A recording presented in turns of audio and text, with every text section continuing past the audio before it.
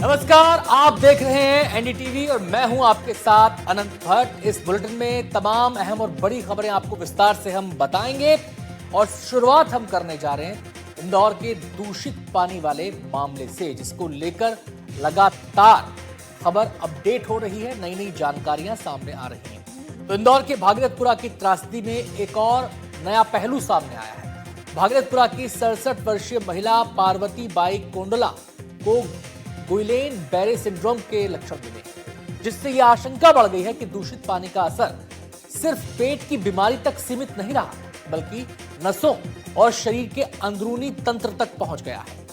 आपको इंदौर से पूरी रिपोर्ट बताएंगे, लेकिन उससे पहले GBS यानी गुइलेन बैरे सिंड्रोम के बारे में कुछ जानकारियां, कुछ जरूरी बातें आपको बता देते हैं। तो सबसे अहम बात तो यह है कि यह एक दुर्लभ और गंभीर तंत्रिका संबंधी विकार है। शरीर की प्रतिरक्षा प्रणाली अपनी ही तंत्रिका पर हमला करती है। शरीर में लकवा, संक्रमण जैसी गंभीर बीमारियां होती हैं। वायरल या बैक्टीरियल संक्रमण से यह शुरू होता है, जैसा इंदौर में हुआ। दूषित पानी की वजह से संक्रमण फैला। उपचार क्या है? तो वो है प्लाज्मा एक्सचेंज या IVIG करवाना पड़ता है। यानी यह आशंका है कि इंदौर के भागीरथपुरा में दूषित पानी से लोगों की मौत का एक कारण क्या GBS भी था? ये रिपोर्ट देखिए।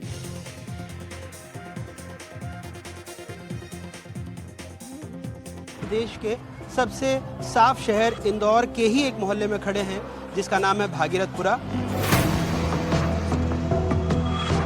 4-8 दिन से आ रहा है, मतलब खराब पानी। थोड़ा डर लग रहा होगा उस पानी? डर लग रहा है। हमने तो आज नर्मदा का पानी पूरा डोल दिया। व्यक्ति नहीं आ पाएगा ना, हमको पैसे क्या करेंगे हम।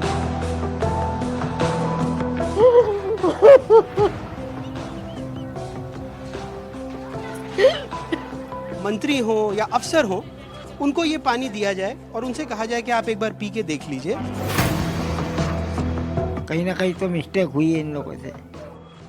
67 साल की पार्वती कोंडला 35 सालों से भागीरथपुरा में रहती थी। 27 को उल्टे दस्त शुरू हुए, 28 को एक छोटे अस्पताल में भर्ती करना पड़ा। 2 दिन बाद ऐसी बेहोश हुई कि अब तक होश नहीं आया है। बेटे प्रदीप गाड़ियों के इंश्योरेंस का काम करते हैं। फिलहाल मां बॉम्बे हॉस्पिटल में वेंटिलेटर पर है, क्योंकि डॉक्टरों ने गुइलियन बैरे सिंड्रोम की पुष्टि की है। 27 तारीख की शाम को दस्त और उल्टी वगैरह से स्टार्ट हुई थी। मैंने प्राइवेट हॉस्पिटल में भर्ती कराया था, वहाँ पे कुछ ट्रीटमेंट चला। उसके बाद में कुछ 1 तारीख के लगभग फाइंडिंग में आया था कि इनको GBS नाम की बीमारी है। रिपोर्ट्स में कुछ आया था, बट मम्मी अनकॉन्शियस थी, जिसके कारण मेरे को हाई सेंटर शिफ्ट होना पड़ा MRI के कारण।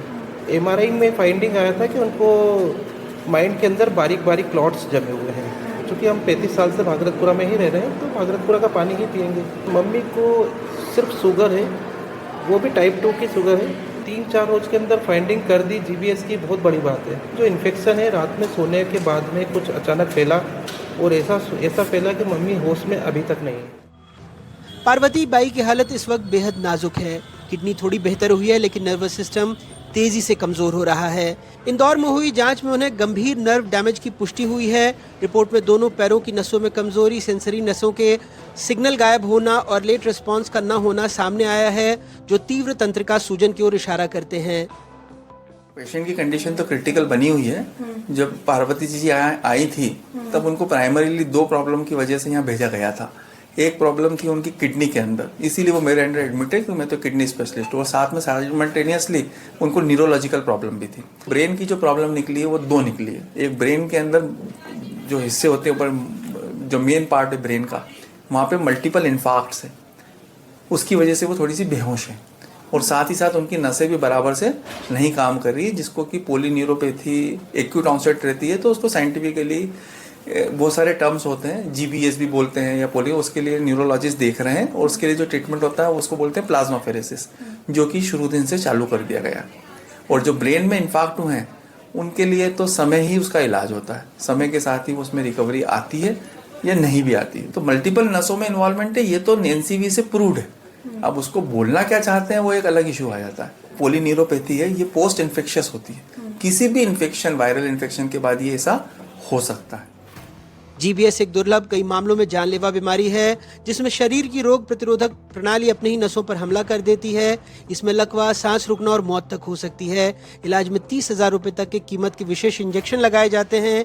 एक मरीज पर इलाज का कुल खर्च 10 से 15 लाख रुपए तक पहुंच सकता है।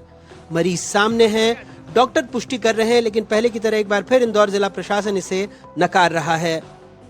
जीबीएस करके जो कंडीशन होती है वो एक न्यूरोलॉजिकल डिजीज़ है। ये वायरस के कारण भी हो सकती है और अनेक कारण हैं उसके होने के, और उसका कोई सिंगल टेस्ट के माध्यम से उसका जानकारी नहीं निकाली जाती। वो एक क्लिनिकल डायग्नोसिस रहता है। तो अभी तक हमारे संज्ञान में ऐसा कुछ हुआ नहीं है, और इनके जो उपचार पे दैनिक आधार पे हम निगरानी रखेंगे। बॉम्बे हॉस्पिटल में 2 रोगी हैं जो वेंटिलेटर के ऊपर हैं, और दोनों ही दूसरे अस्पतालों से शिफ्ट होकर वहाँ पहुँचे हैं, और इस तरह की सूचना कोई हमको अस्पताल प्रशासन द्वारा अभी तक नहीं दी गई है। जीपीएस बीमारी एक क्लिनिकल डायग्नोसिस है, और उसका डायग्नोसिस उपचार करने वाला डॉक्टर ही बता सकता है। उपचाररत अस्पताल द्वारा इस संबंध में इस कार्यालय को किसी भी प्रकार की जानकारी अभी नहीं दी गई है।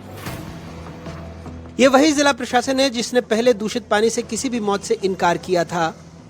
मध्य प्रदेश के 4 शहरों में पीने के साफ पानी के लिए एशियन डेवलपमेंट बैंक ने राज्य सरकार को लगभग 22 साल पहले 900 करोड़ रुपए से ज़्यादा की रकम दी थी। तमाम शर्तों में एक शर्त ये भी थी कि हर 15 दिन में वाटर ऑडिट यानी पानी की गुणवत्ता की जांच हो। लेकिन सामुदायिक स्वास्थ्य के क्षेत्र में काम करने वाले जानकार कहते हैं कि भगीरथपुरा का मामला अब सिर्फ डायरिया का नहीं है, बल्कि मानसिक, सामाजिक और आर्थिक भी है। लोग असुरक्षित महसूस कर रहे हैं और उनका भरोसा सिस्टम से उठता जा रहा है। इंदौर से अपनी सहयोगी तनुश्री देसाई और राजू बाथम के साथ अनुराग द्वारी, एनडीटीवी।